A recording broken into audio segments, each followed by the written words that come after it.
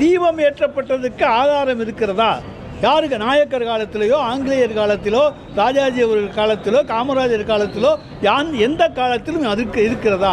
இல்லாத ஒன்றை இன்றைக்கு ஏன் நீதிமன்றம் புகுத்த வேண்டும் என்பதுதான் தமிழ்நாட்டு மக்களுடைய கேள்வி. யாரோ ஒருத்தர் போய் கேட்டால் அந்த ஒருத்தர் கேட்டதுக்காக வேண்டி நாங்கள் அனுமதி கொடுக்கிறோம் என்று சொல்லுவது முழுக்க முழுக்க தவறு.